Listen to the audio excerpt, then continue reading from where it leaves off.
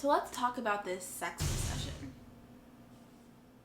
It's been shown that young people, so people in Gen Z or millennials, have less sex at this age than previous generations did at this age. And so as far as I know, there hasn't been a large-scale study trying to explain why this is the case, but there have been many theories that have been put out there trying to explain and guessing why this is the case. So let's get into some of these theories. So first I'm going to start with some negative theories.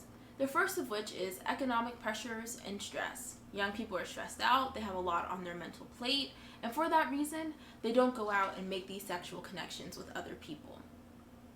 Another reason is that young people are addicted to porn or sex toys like the vibrator. And so undergirding this explanation is the belief that young people prefer to experience sexual pleasure through porn, through sex toys, as opposed to with connections with other people. Another reason that I came across is that young people are career addicted. So they're so focused on their professional pursuits that they don't have the time or energy to make sexual connections. Another reason that I came across is hookup culture, actually. So hookup culture is pretty complicated to navigate. There's a lot of stigmatized behaviors. You don't always know which ones are stigmatized, which ones are not. It depends on where you are. All of these different things. And so the thought is that there are some young people that are completely turned off by this. And so they don't actually engage in hookup culture and thus don't have sex because of that. Another reason that I came across is that there is a decline in coupledom, meaning that young people are less likely to pair up with another person in a two-person monogamous relationship. And there is some research out there that says that people in relationships have more sex than people outside of relationships, and so that's the reason why people believe that this decline in coupledom can explain why young people are having less sex. And then there's other reasons that I don't have as much of a background to understand that are biologically based. So environmental factors, obesity, things like that. So pretty much, if there is a negative attribute that's happening in the young generation right now, there's someone out there who thinks that that is going to explain why they're having less sex. Now I'm going to talk about some positive reasons that I came across. Well, really, just one positive reason. I actually had some troubles finding positive theories that were already put out there on the internet.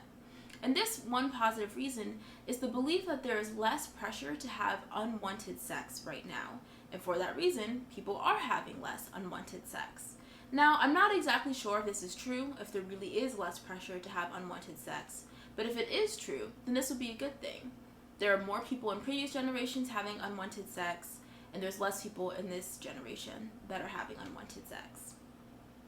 So I think it's pretty interesting, right, that I went through this whole long list of negative reasons as to why young people are having less sex, and I had a hard time finding positive reasons.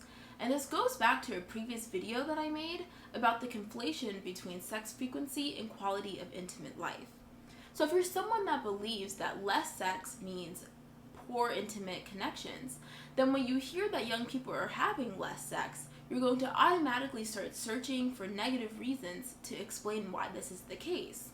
But I personally can actually think of some positive reasons as to why this would be the case. So young people are generally known for being more sexually explorative. They're known for being more open-minded and more invested in questioning their life experience, to have experiences that feel more authentic to themselves, and things of this nature. Now, I understand I might sound a bit biased. This is my generation I'm talking about here.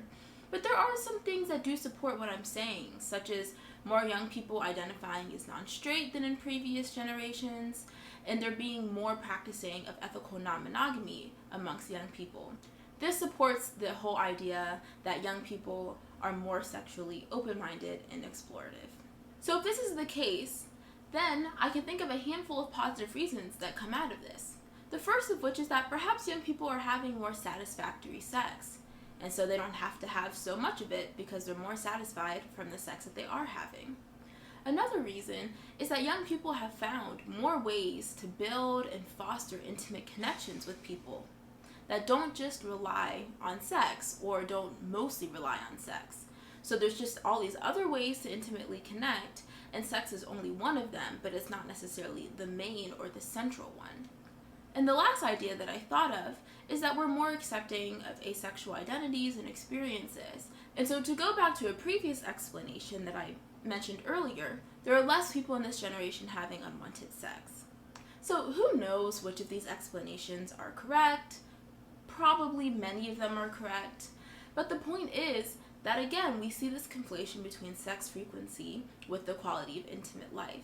So I want to hear from you. Why do you think that young people are having less sex? And do you think that this is a good, bad, or neutral thing? Comment down below. Thank you so much for watching, and be sure to share this video with someone who you think might have some thoughts on this so-called sex recession. I'll see you next week.